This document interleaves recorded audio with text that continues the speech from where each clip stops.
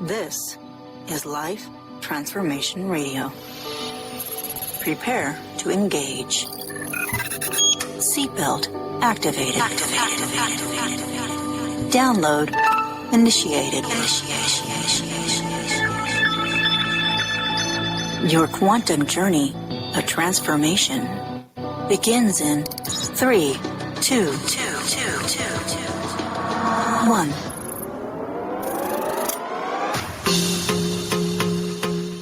Welcome to Life Transformation Radio. Hi, I'm Rob Actis, best-selling author of The Law of Action, voice actor, business mindset coach, the podcast whisperer, and Mr. Action himself. Life Transformation Radio is heard in over 90 countries. Thank you for joining us from all around the world. Whether it's your first time joining us or you've been listening to Life Transformation Radio for some time, I want to personally thank you. Here at Life Transformation Radio, we are committed to share more about real life, love, the power of positivity, romance, and, of course, laughter. We care about helping others find their internal drive and purpose. We celebrate life's challenges and overcoming them. On the show, my guests are amazing people who are forces for good in the world around them and live a life of transformation. My guest today does just that. Today, Owen Video and I discuss why we should have unreasonable expectations in life. If you want to understand why unreasonable expectations help you reach goals you would never have thought possible and learn to build your support network, this is the show for you. Owen builds YouTube channels for industry thought leaders who have awesome content and want to become a recognized authority. He's also my longtime friend, and I'm very happy to say, Owen Video, welcome to Life Transformation Radio. So good to be here, and to add, we're going to be friends for a long, long time. Hell yeah, brother. Absolutely. Absolutely. It's really great to have you here. We've been friends, and we're like ships, not that pass the night, but we just kind of like work in the same lane, and we don't always cross paths. But when we cross paths, it's always wonderful. Yeah. And I just want to thank you for being here today. Yeah, I appreciate you inviting me. You know, beyond that, we've gone through sort of a lot together. We were sort of the pioneering Emcees of the Vidsummit conference, and we lost friends together. And we were just sort of talking about that. But we've actually gone through some tragic loss together of close friends. In fact, it was at Vidsummit where you had sort of revealed some new information to me that I didn't know about this friend of ours that we lost. And, it was life-changing news. And so it's nice to be here on a real ethereal level in terms of life transformation, because as you know, my life has been transformed, maybe turned upside down. But then how how we've taken that and transformed it into a life purpose, into a meaningful existence that has sort of shifted my mindset from, a life I enjoyed, my wife, my kids, my business, and some of the certain level of maybe fame and money that we've attained. But now we've moved on to this new thing that I did not ask for, but it was thrust upon me. And like any warrior, I looked at that battle and I said, I can either run from this battle or I can attack it head on. And that's what we decided to do. And so with this battle, we want to transform the lives of others. And that has become my daily MO, my standard operating procedure. So I'm excited to dig into this today. Absolutely. So I'm glad to have you here on Life Transformation Radio. And it's really cool. So when I purchased Life Transformation Radio, the reason I bought it was to give people an opportunity to elevate their platforms to new voices that people didn't know who they were. And it's, people said, well, are you going to monetize? That was never, ever has been my mindset. The name Life Transformation, I use that all the time. The fact that it became available, it was the quickest decision that I made. It was like 5 minutes. Yeah. Like, I'm getting it. Called my wife and said, hey, I want to buy this. She goes, do you think this is a good deal? I'm like, I need to do this. She goes, great, just do it. Having a supportive partner is a huge. big deal. And you have a very supportive wife that just sees your excellence and sees how extraordinary you are and the impact that you make on the world. Yeah. And when they see that and they support that and let you just fly, because we're unique breeds. You and I it's are true. unique breeds. Yeah, We it's really true. are. And you know what? My wife has made me what I am today, as I'm sure is the case with you. Is she sort of took on this broken man that she married, who was really good looking and funny. But man, did I just bring in a lot of baggage to the scene. And, you know, she has poured into me, and she's been this amazing supportive partner. She worked 12 years as an English teacher, you know, and for 8 of that we were married, and then left all of that behind. You know, she financed our business until we had enough to go. And she went to work 10 hours a day and all this wonderful stuff while I played with computers, you know, so to speak. Yeah. And then when we hit that, you know, that multi-6-figure mark, it's like, hey, it's better for you to come home. She gave it all up and then turned into a business person, someone who'd never even read like a Rich Dad, Poor Dad, or, you know, some of these basic sort of like mindset books, and has transformed our business by becoming a part of it. Finding not just a supportive partner, but supportive groups in your life is so pivotal to, you know, your destination and your journey. And we believe actually in 2 different types of groups, right? You've got to have that inner core, you know, these people that you go to that are like, here's the people that you know, for example, you know, I cry on their shoulders, right? So this is going to be someone like Daryl Eves, our mutual friend. He's someone that I can sort of like go up to. Then there's sort of like, that's your core group, but then there's sort of that wider group of close personal friends that know first. So maybe you're not going to them like with crying on the shoulders, but they get to know first. They know stuff before you publicly announce it. And right. You know, we as people that are dealing with adversity, like, you have to be responsible for making those people in your life. Like, you can't just have tragedy happen to you and go like, oh, well, like, who's my inner group? And who's my core group? Right. Like, you have to go, you have to identify, okay, I want these 4 people are my core group. That's my core, that's my inner.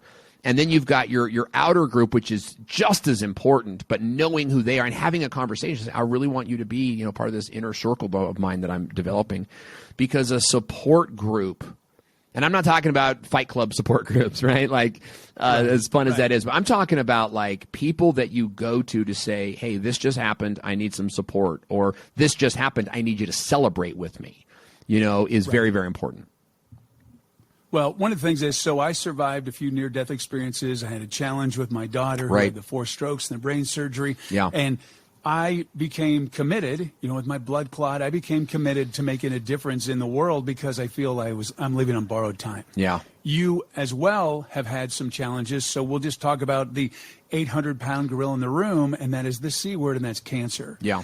Cancer has hit you many times over the years that I've known you, and you have kicked its ass. Yeah. Like, you have kicked its ass. I love your videos when you've posted you kicked its ass videos, you know, and it's gone on. So let's just go back on that. How many times have you had cancer? I mean, or has it been continuous, or? Yeah, it's a great how question. So in 2015, my wife came home to find me hunched over on the ground, like writhing in pain. And there had been this sort of ongoing pain, but you know that there's that moment where you know something's really wrong, right? I had tried Tums, and I had tried NyQuil, and I had tried like all the things that I thought might over-the-counter things, but then there was this cold reality of like, something's really wrong with me, because it was not letting up. Did not come in waves. It was all the time. And so we went through this whole fiasco of, you know, they going to the hospital, it's all in your head, we can't find anything wrong with you. And really, the trick is, you know, I'd been admitted to the hospital 2 years before this, and same thing. It's all in your head. And so we left the hospital. I guess I'm having these psychological issues, whatever. It sounded ridiculous. Well, you know, they call it practicing medicine. Oh. So that's a big deal. They call it practicing medicine. Yeah. And it is true. Because it's not 100%. It's ebbing and flowing. It's not 100%. And that's the whole frustration about anything health related, is that you expect to go to a medical professional and they just have all the answers. Yeah. And they're human and they're practicing, and our body is so complex. It's true. And so complicated that it's, well, let's try this or let's try this. Yeah. And you kind of know what to try, but it depends on what lane. And they're they're very limited on what they can do. and then what the standard of care is, and you'll discover, like, the biggest breakthrough for me was the realization that I am the CEO of my own body. I'm the one that gets to make the decisions, and the doctor is a consultant to me. You know, and that's really strong. I want you to go over and say that again. You are the CEO of your body. I think that's so powerful. You are the CEO because, you know, and you would know when you're in a medical situation, you have to be the advocate. So I was advocate for my daughter, 100%. Yes. Oh, yes. But you have to be the advocate for yourself because you ultimately have the consequences of what they do. Yes. And you have to be very, very involved. A lot of people sit back, relax, and let the show begin, and you can't really do that. Yeah. And, you know, I have some real problems with the way the medical industry is largely an extension of the pharmaceutical industry. But I am not here to conspiracy theorize with you. I am here to advocate for the patient, for the autoimmune patient, for the cancer patient. Love it.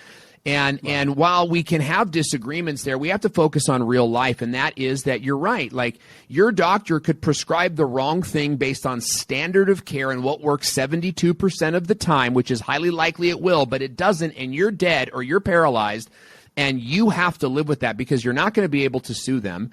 So this just happened to me. I just had dental work done. Yeah. I'm on blood thinners. Yeah. And I'm not allowed to have aspirin. Yeah. I will internally bleed and die. And I was on whatever drugs, you know, sleepy time drugs because I had a tooth pulled and they did a bunch of bone. It was just gnarly stuff. Yeah. Post-traumatic stress disorder. Post-dentalmatic stress disorder. Yeah. So my wife caught it. And she's like, I go, you know, I was half drugged, and I'm like, give me something, you know, and she's like, this is aspirin. Yeah. And they made a mistake. If I would have taken that, I would not be here today. I still, to this day, I take a whole bunch of natural supplements and prescriptions, right? And there's handfuls of them. I still look at every handful and I just count. I'm like, okay, it's one of these, one of these, one of these, one of these, one of these, because once it's in your body, like, you now have to write it out, you know, and writing it out can be a really, really scary experience. And so educating yourself is so important. And I made the decision early on that I was going to learn everything I could learn about my cancer and about cancer in general. And I was astonished at what I found, and I want to share that because what's being done in medical studies and in cancer labs today is largely different than what is the standard of care: surgery, chemotherapy, radiation. It won't be in hospitals for another 10 or 15 years, and that's the way it works. Right. The most tragic thing that I see are people like me who were given stage 4 terminal diagnoses and then decide to turn over their jurisdiction. They turn over their responsibility to the doctor. And that is so dangerous because the doctor, I don't think, wants to kill you. But more people die in the hospital than anywhere else in the United States. The medical industry is responsible for over 100,000 deaths per year, accidental deaths per year. Again, that's a fact. That's not here. I'm not here to cause a war with the medical industry. Okay, they're helping me greatly, but you need to know that mistakes are made there, and so you have to become your own expert and say, well, what about X and what about Y? And look here, the doctor's not going to like that, but the doctor will have to respect that. And I'm here. They don't like it. In fact, in one of my favorite books. One of my favorite books is called Radical Remission by Dr. Kelly Turner, and she says, be the patient that doctors hate. And that you got to be that person. I'll tell you about that, though, Owen. They may hate you, but ultimately they respect you. And I'll tell you why. Because doctors' hands are somewhat tied. Yes, they are. And they have to do this quality of care or the standard of care based on insurance and based on the pharmaceutical regulations and stuff. So when you push them, then it opens up a little window that they can reach down into this box that's safe for the people. I love what you're saying here. Pain in the ass. I love what you're saying here, and privately, I think that they're rooting for you. You know, privately, I think that they're going, because here's the thing: is I'm the only person in the chemotherapy room with hair. I am the only person. Now, I want you guys to take me at my word on this. There is a chemotherapy room, and it's full. It's like the Matrix, right? It's like endless aisles of them, And last week I went in there looking at people. I can't be the only one that's doing this well. And every single chair was a balding, withering, sad person. And I'm not making fun of them. I'm reflecting the actual state of cancer. Here's 2 facts. More people today get cancer than in 1977 when we declared the war on cancer. More people today die of cancer than in 1977 when we started the war on cancer. So the war on cancer is a bumper sticker, but it is a war we are losing. Now, at the losing end of this war is our uncles, our aunts, our cousins, our brothers, and our friends who are dying. But there is a contingent of people that are winning, and those people are selling cancer drugs to people. I'm going to leave it there. Do that with that what you will. When they're selling you a medicine that is killing you, you have to start looking at other options. And so the doctors told me in 2015, you've got this big ass tumor in your chest, right? It was the size of a grapefruit. So they pulled it out. This is in 2015. They pulled it out. Then they gave me a year of chemotherapy and 30 days straight radiation.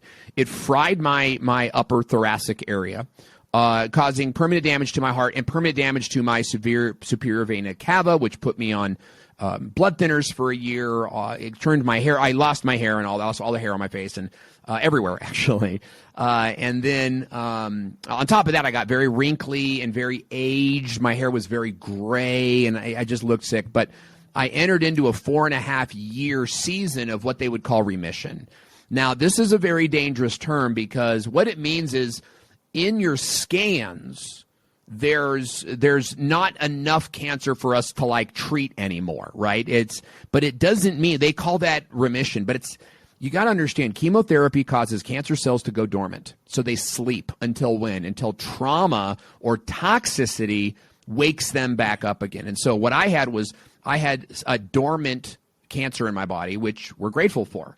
It entered into this, I was healthier, but you knew me. I was still in and out with surgeries, and I was. You look younger now. Thank you. Younger now than you did back then. Thank you. I remember I saw you in a wheelchair. And yes. You were beat down, and look at you now. You look great. Not only thank you, again. And I do have cancer, and it's worse this time. So I went into 4.5 years of what they would call remission until one day my body completely fell apart after going on a hike. And we learned go to the emergency room early. This is right when COVID hit. So it was about a year ago I said COVID hit. It was in the middle of COVID, so about a year ago. And that's when they told me you have stage 4 terminal cancer. You have 2 to 5 years to live. There is no chemotherapy that will help you, but we're going to prescribe you chemotherapy anyway. And I said, why? And they said, maybe we'll get you a couple more years out of it. But it's very don't expect it, okay? So I went home and I entered into probably a 3-week phase of suicidal depression. I'm proud to say that I never picked up my gun. I'm so glad. I'm so glad. You and I have a mutual friend that did, and that still haunts me. And I never look, we share that friend, but I also had another friend who at the same time, had taken his own life. And well, let's just rephrase it. So let's just say that because I had, let's just call it the dark time, because when it really I was trying to not die with my blood clot, I wasn't being suicidal, but I was just kind of like, why am I here? Yes. Do I need to be here? Let me go. You get that. You're just like, I'm a burden on people. And yes, and that's exactly what it was. I'm a burden to my wife. It's better off for my kids. And there was even a voice in my head. Now, I want to make it really clear that I am a Christian. I'm a spiritual person. It's a huge part of my life. But I don't believe you have to follow my faith to be a spiritual person. And so I may dive into some of these metaphysical things. And I'll mention one right here. I kept hearing a voice in my head that said, it's okay to die. Okay, I want you guys to hear this. I heard a voice in my head that said, it's okay to die. Your wife will find another man, and he will raise your children well, and they will be happy, and they will be provided of, so it's okay to let yourself go. And this haunted me. It haunted me because haunting me. I believed I believed that this was like a force for good. Now, I'm not here to tell you it was the devil or it was God or it was my own. I think it was partially my own negative thinking. But either way, the decision that I made is that voice was lying.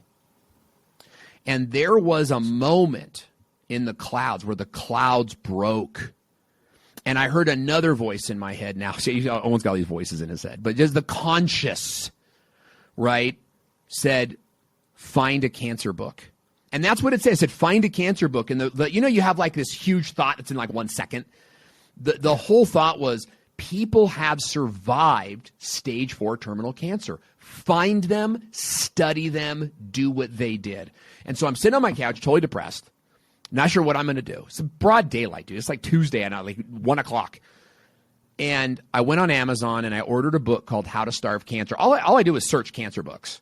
And I found a book called How to Starve Cancer. And that was the first day of my new life.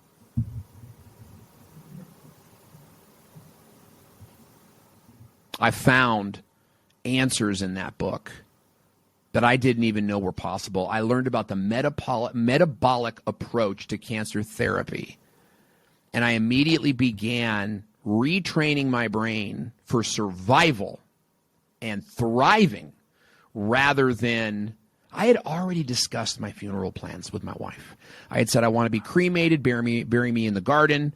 And then if you guys move, if you feel inclined, take one of those plants that's growing and take it to the new house. That was our plan. But I decided, screw that. I'm going to live. I'm going to beat cancer, and I'm going to show the world what we're doing. And so you say I look healthier now. It's because I have been building up my body, and I have been shrinking my tumors. To this day, I was diagnosed a year ago. I was told 2 to 5 years to live. My heart rate is normal. My blood labs are normal. Everything about my blood test is normal. My doctor says if you came in here today, we wouldn't even know you had cancer. Yeah. But I'm getting CT scans every 90 days, and every 90 days my tumors are shrinking by dramatic amounts. And that's because on top of the chemotherapy that I'm doing, I'm rebuilding my body and fixing the root of the problem, not just covering it up with chemo. And someone who's listening may go, yeah, that's Owen. That's just Owen. Well, let me give you another example of the power of an alternative and also mindset and taking responsibility for your life. As the narrator for Hal Elrod's Miracle Morning books, audiobooks, Hal Elrod was diagnosed with one of the rarest forms of leukemia a few years ago. And now he's a farmer.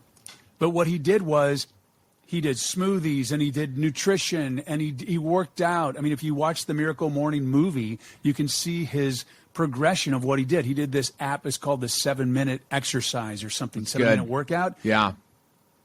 He got shredded. Yeah. Like shredded. But it was that he was taking massive action for his recovery and not like, I have cancer, fix me. Yeah. And because I've seen people that have cancer, and when they say I have cancer, fix me, they don't get fixed. Cancer has but the I have unique... seen people like you that they have taken action. Yeah. And they are fixed. But they did it. They were the driver. You have to do it. Yeah, and I've heard that same thing. It's like somebody told me, Owen, most people can't afford the metabolic treatment that you're undergoing. And it took me a minute to kind of like get myself together because I grew up in gangster cities. Like I grew up in Long Beach, California, a block away from where Snoop Dogg, Dr. Dre grew up. It's where rap started. My sister went to the same high school as those guys. And so I grew up in that culture, if you will. Money has never been like, I'm the first in my family to experience, money beyond, maybe like a government job, or I've got aunts and uncles still on welfare. So it's a different thing for me. And there's some thinking there, and I get really offended. But the point of all this is that the biggest result drivers for me cost nothing. Number one is I've changed my diet to exclude any type of toxic food. That means I'm on a plant-based ketogenic diet. It costs nothing. In fact, your grocery bill goes down. Second, I'm fasting all the time. I do 16 hours intermittent fasting Monday through Friday. I eat what I want on Saturday and Sunday, and then I do a 24-hour fast every Monday. So I'm fasting all the time. Why? Because cancer eats glucose and it eats protein. If you are eating glucose and protein, I should say it eats glucose and animal protein is really what it is. So you got to cut those things out. Oh, and I could never cut out my sodas. Okay, well, you're going to die then. You're going to die of cancer. So, wait a minute. Okay, was it soda that you said? Is that what you said was soda? So I don't drink any soda. No, I know. That's like, exactly. Soda is one of the worst things you can do. Oh, and I can't cut out my soda. I can't cut out my, and I could never cut out my soda. I could never cut out my ice cream. These little things. It's like, I got to look at you and say, you're going to die of cancer then. Right. And that's a hard thing. And the thing is that, and it just kills me, pun intended. No pun. You know, my mission in life is to have everybody live every day like they want to be alive. So good. So every action that you do in your life determines how much longer you have on this world, in this world. And if you're drinking a bunch of soda and you're eating a bunch of crap, guess what? Those are times away. I love my family. I love my tribe. Oh, yeah. I want to be here as much as I can. I mean, and good time too. Like you're able to get up and move around, and you're able to throw the football around, and it's a quality of life thing as well. And so that for me, I'm a cancer war fighter. I think that I'm fighting harder than most people need to, but I'm trying to set the standard that you can beat cancer, that cancer is beatable and treatable at any age and at any stage. One of my clients, and this is just through random circumstance, right, is I have this 82-year-old female client who was going through her second bout with cancer. And two things happened. Number one, I eliminated her cost for my program. I said, number one, your money needs to go into fighting cancer. Your money is no good here, but you are still a client. So I just gave her free access to everything that we do. Number two is I am watching her fight and win this battle at 82 years old with, medical help. It's definitely we're using the hospital system, but we're also leveraging metabolic cancer therapies, which it's diet and exercise for sure. We are underslept as a country. We are overfed as a country, and we are overstimulated as a country. And so when you reduce stress, increase sleep, and exercise, your body naturally starts to find an equilibrium. These are the things that we've implemented so they don't cost money. That's the number one thing. Now, the other things that we do, I do intravenous vitamin C. I do poly-DCA alpha lipoic acids. In fact, as soon as we're done here, I go and I do that. That does cost money. But here's the thing, is I'm no longer spending money on garbage food for my family on the weekends. I am no longer, when we go to, we just went to the rodeo, we're kind of like city slickers, but we're trying to get into this. Again, trying new slickers with your Western shirt. Yeah. I love your Western shirt. Man. I bought it at the rodeo. That's great. And Did you get a belt buckle too? I need to get one. Yeah, with a shotgun. And I'll play the role. I love it. But we're trying new things because, like you said, the will to live is everything, man. In that dark period, that 3 weeks of I had no will to live, and making the decision, Rob, that I was not going to live in that darkness, that whether God gave me 20 years or 200 years, I was going to live every single day with vibrance and fortitude and power. And you know what? That mindset fuels your self-discipline when there's a Twinkie in front of you versus a broccoli floret. I choose the broccoli floret because I'd rather play football with my kids. And it's an interesting place to be, but everyone can be there. And you don't, when you redirect your spending from wasteful foods and wasteful activities into life-giving activities, it isn't like it costs you money. It's a redirection of your spending. It just balances. It does. It balances out. It does. It's amazing. And I got to say that you're definitely the epitome of success in that. Hal is someone who did that. Yes. So, success leaves clues.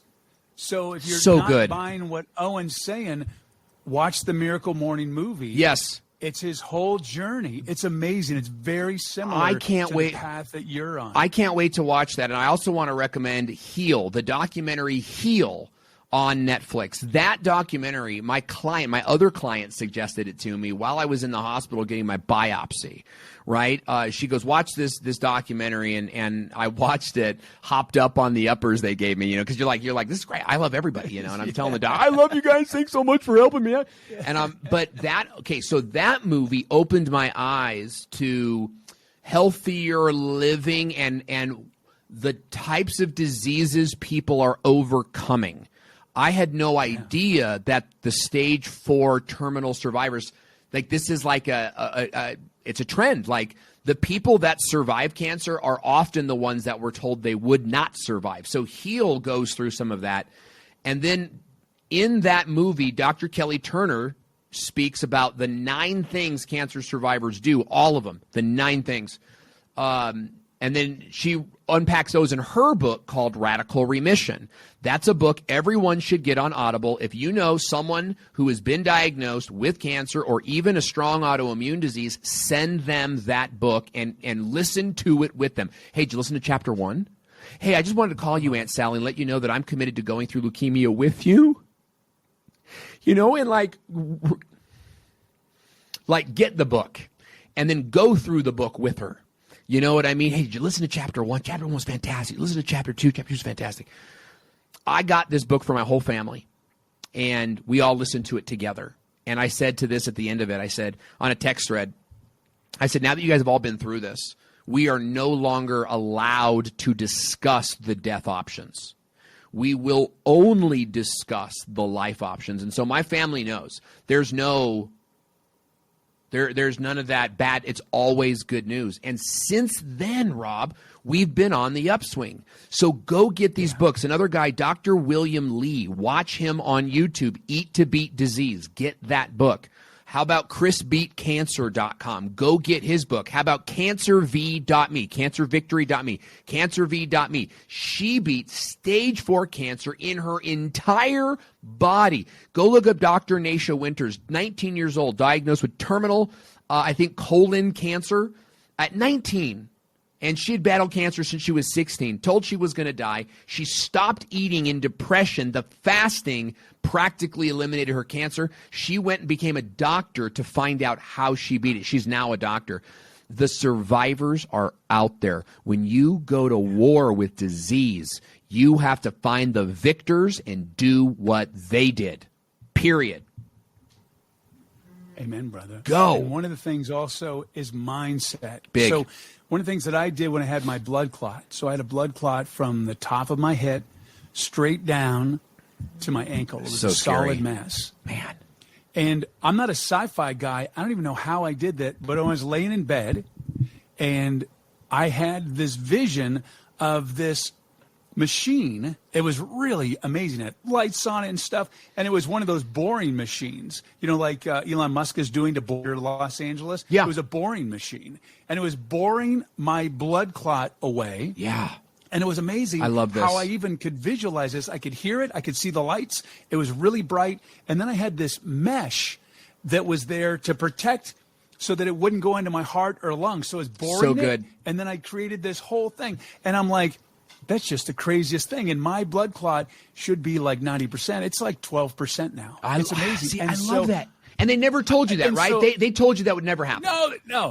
No, they said it would never happen. Matter of fact, they said, what else are you doing? And I said, well, I kind of had, and I was embarrassed. And then I found out I had this woman that I met. Her name is Connie Scavella. She wrote a book called Soar. Extremely, incredibly successful business coach.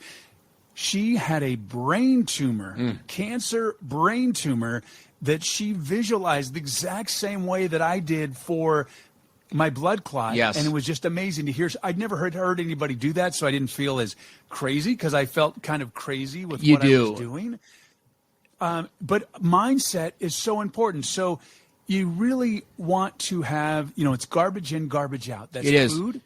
That's also knowledge. So what you watch and what you listen to. There are so many incredible podcasts out there that dive deep into cancer survival. There is, and there are survival, and you have to look for them intentionally, right? So here's the words to search: metabolic approach to cancer, integrative approach to cancer, I hate to say this one, but alternative cancer treatments.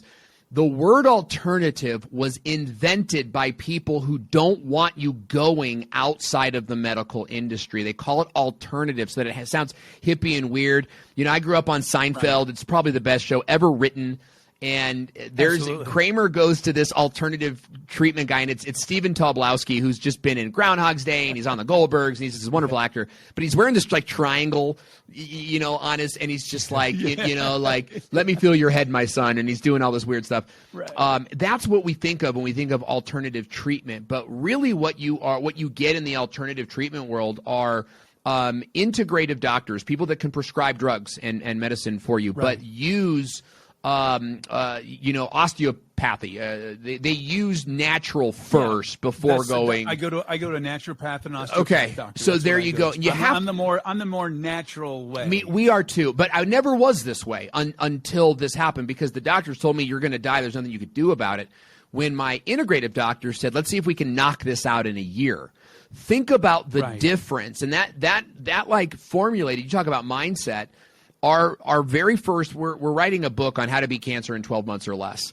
And Dr. Nasha did, Chris did. You know, I'm only 6 months in. I'm doing right. phenomenal. But we think most cancers can be beat in a year. And stage number 1 is survivors believe they will survive. You have Absolutely. To build that mindset first. And I loved, you had done an interview with a gentleman just recently. You'll have to remind me the name. It was, and you guys talked about visualizing the defeat of your disease. I remember pausing that episode, and I went into my wife, and I go, Rob's talking about it right now. When I got sick, I learned to visualize me defeating my disease. And so what I visualize is my family with little pickaxes. Like, you know, you to build Mount Rushmore, you pickaxe and whatnot. Is they're pickaxing, my whole family is pickaxing my tumors away to like our family playlist. But I visualize the same things. Is my body beating the disease?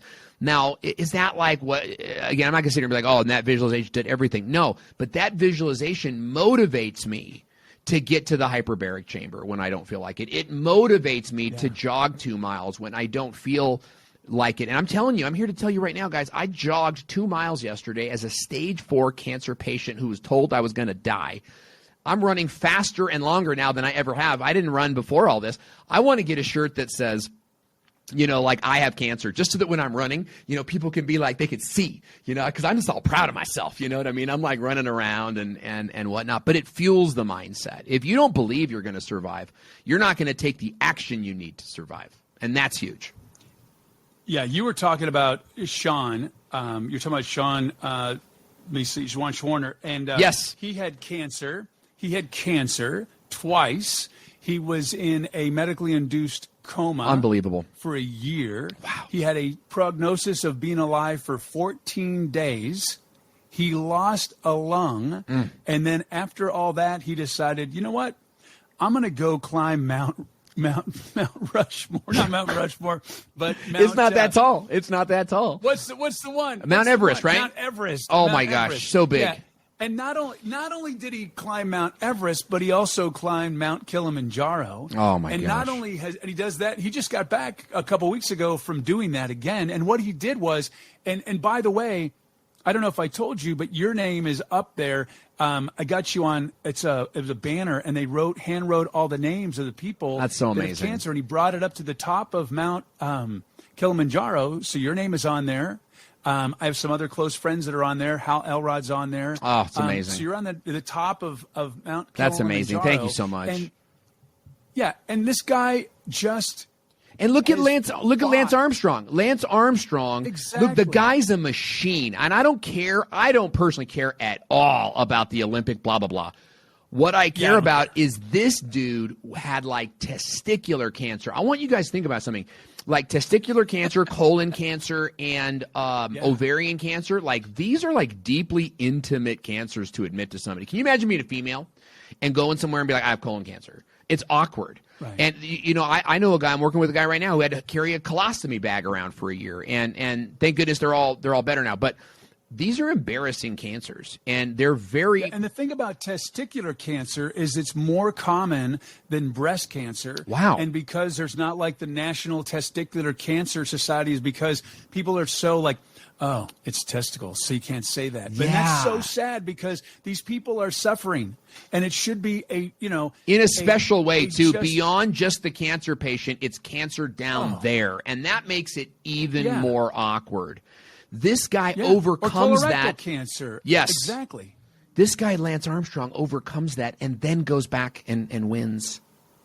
Right. This. And he shouts it from the rooftops, I have testicular cancer, which is great because a lot of people won't say that. Yeah. It's still the C word. To say that. I mean, as a man in his 50s, it's important. If you're a man, you have to get your prostate exam. You do. You have to check for colorectal cancer. Well, I don't want someone examining me like that. Well, you know what? There's a really good chance you're going to die. Because if you catch it early, you will live. If you don't, there is no way. And it's one of the most painful, brutal It's like forms pancreatic of cancer. It's terrible. Yeah, man. And I'll tell you, we have in the cancer fighting community, look, you can't go get a preemptive CT scan. You have to, because they'll be like, oh, it's preemptive, you have to pay for that. Your insurance will only pay for procedures that you should have got 3 months ago. Like, I want you guys to hear that. So you only get your CT scan paid for when it's too late, when you feel a pain that drives you in. For example, my cancer was caught because I said I went on a hike and my body fell apart, and it was weird. It was like, why am I shaking? I can't catch my breath, terrified, thoughts of death, like anxiety. And I'm like, what's going on, By that time, I already had stage 4 cancer. And they found it in an X-ray. And there's 2 different ways that people discover cancer. Number 1 is routine checkups. They just go to the doctor for a physical. They do an X-ray. They find cancer. You're lucky. The second way is when it's already stage 4. Look, I'll tell you guys this. You don't hear about stage 1 and stage 2 cancer. In fact, some organizations are discussing getting rid of that classification because there are no cases. You don't find stage 1 or stage 2. You find stage 3 and you find stage 4. Right. And at that point, you're so far gone. It's like turning the Titanic. You have to take – so here's my point on that. 1 in 2 men in America will get cancer. 1 in 3 women will get cancer. This is not a maybe, if, or someday. It already is. And so you need to be in a place where guys, you got to go to your doctor and say, I think I have COVID. Give me a chest X-ray. I'm feeling pain in my huevos. I need an X-ray down there. And even if you're not feeling the pain, but you want to be preemptive, every 6 months – go to the hospital, say you need an X-ray here, there, or there, and preemptively check for these things. I know that it's like slightly on the dishonesty scale, so I'm sorry if that sounds weird, but look, you have to be the CEO of your own body. Don't tell I know, right? I hate to pull money away from the hospitals. They're broke as it is. They have no money. The medical industry has no money. But you get what I'm saying? Like, you got to be sharp, man. You got to be sharp, and you got to attack the cancer's going to kill you unless you're sharper, faster, and better. The cancer warfighter. So Owen, what are just one thing that you do when you wake up to have the mindset that you have? Well, the Miracle Morning changed my whole thing, dude. Like, and you know that. We've talked about that. I discovered Hal Elrod's book, not through you, but through just normal everyday means. I kind of had a morning routine, but, at that time it was just like wake up, brain. I just needed oxygen. And so it's like wake up and go running, and then coffee, plan your day, and go to work. And then I found out about the Miracle Morning and morning routines. That's when I was like, Rob, have you heard this book? And you're like, dude, I'm the voice of that book. And it was such a cool, neat little kismet thing. But my morning routine is very sort of systematic, and it's getting more, sort of in tune. So number 1 is I wear an Oura ring, and an Oura ring measures sleep. And so my morning routine begins the night before. Right? So my morning routine begins with me doing a meditation before bed, and I listen to spa music, you know, Enya type stuff for 2 hours. You know, you only listen to it for a half hour, and you fall asleep, and then it automatically shuts off. But that's how You listen to Enya music? You know what I mean. If you listen to it all night, you will have the craziest dreams. If you listen to Enya music, especially one album, it has the Storms of Africa and has Orinoco Flow and then some other. It's so ethereal.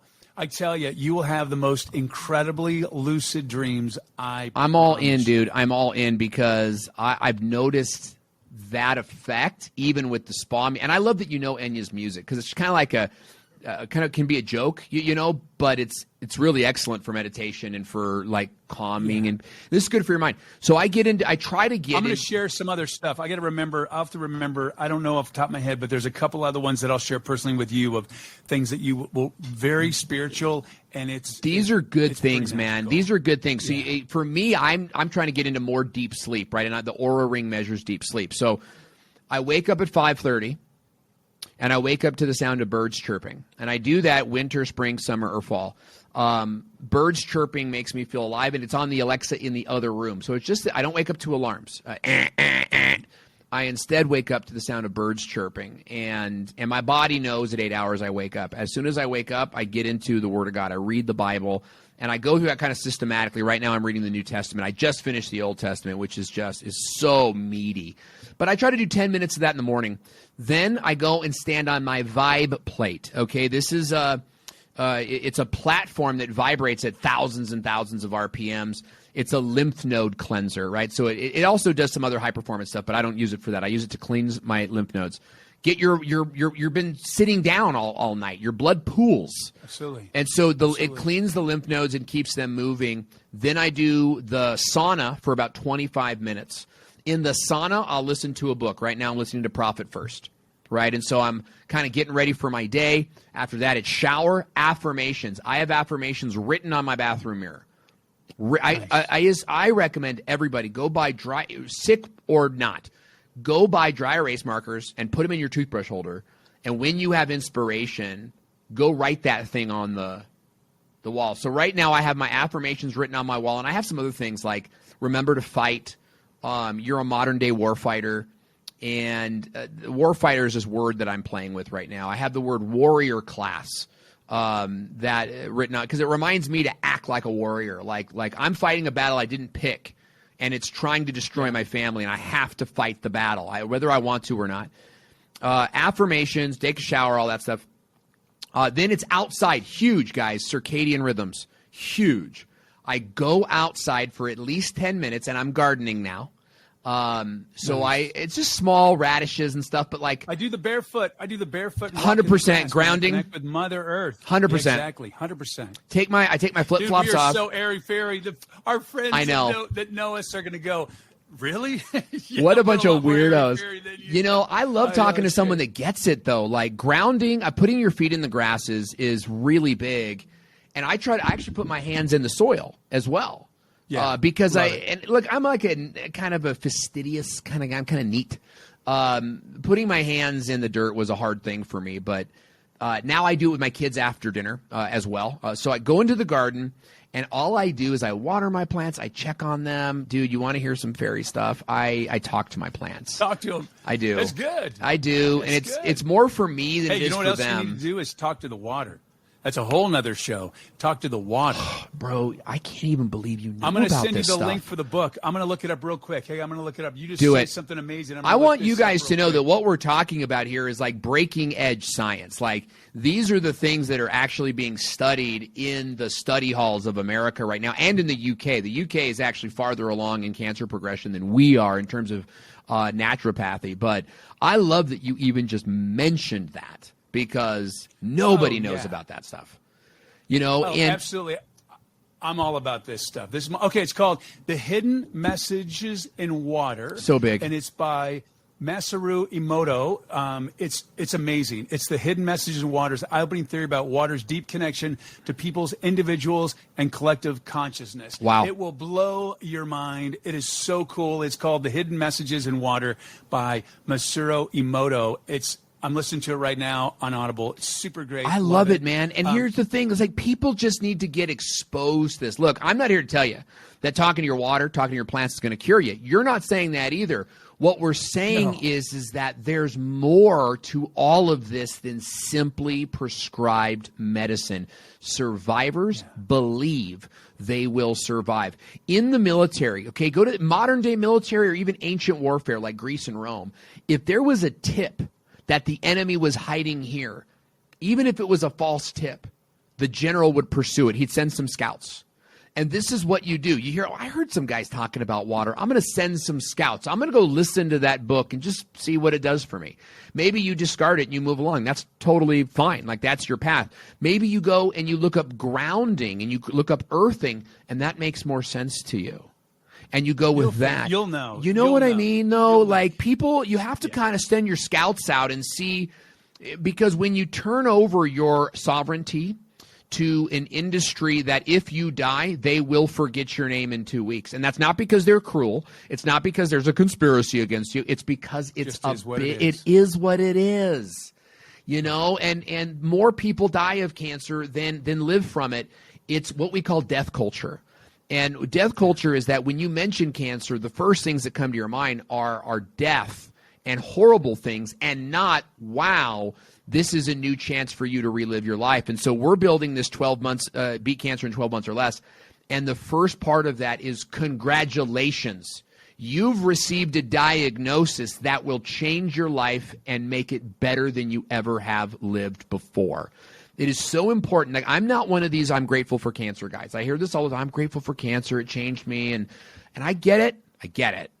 But I'm not there yet. Cancer is the enemy. What I'm grateful for are the pioneers who came before me that have read the book, wrote the books, done the podcasts, and are making the YouTube videos that are helping me to conquer this like a beast. And that's why it's so important that you know you change the death culture. When someone says, I got cancer, there's obviously a tactness, a tactfulness. It's like, dude, I'm so sorry to hear that. But have you looked up metabolic cancer therapy? That's what we're all responsible for. When someone you know is diagnosed with cancer, or you know someone who knows someone, you say, man, I'm so sorry to hear that, but have you heard about metabolic cancer therapy? And that's it. Leave it at that. Oh, you know, that's how you survive stage 4. That's all I know about it. But you should Google it. Leave it up to them. I have a few friends that have cancer right now, and they're stage 4, and they said they're terminal. And what I'm going to do is I'm going to call them, and I'm going to say, hey, you really need to listen to Owen on this podcast. That's so good. My podcast. But I would really invite you to let other people listen to this. And Owen, that's so good. Say you definitely have to come back. We have to continue this conversation. There's so much more to unpack and so much information. And if you want to reach Owen, you can reach him at videomarketingschool.com. I'm sure he's on Instagram. And, of course, you can check out his incredible family on TikTok because, you know, everybody's on TikTok, right? Yeah, and check out some of our new stuff. So we're building a whole platform under beatcancerwithme.com. That's beatcancerwithme.com. And we are launching Beat Cancer Comedy, where me and my kids are doing funny skits designed for cancer patients and their caregivers, because everybody thinks about death, but there's some funny stuff that happens in a cancer patient's life, and we hope to bring a little bit of joy to that. So thanks for having me on, man, and I hope that this helps somebody have some type of breakthrough today. And if not, I had a really good time with you, and I know it's going to have an impact on people in my life because I'm going to share it with them. You're awesome, man. I really want to thank you for being here, Owen. Owen Video, the cancer war fighter. Wow. Man, thank you so much for your support and taking the time out of your busy and precious day to listen to Life Transformation Radio. We so appreciate it. Thank you for allowing me, along with my very special guest and longtime friend, Owen Video, to touch your heart, move your soul, and inspire you to live a life of transformation. I'm Rob Actis. Until next time. This is Life Transformation Radio. Download complete.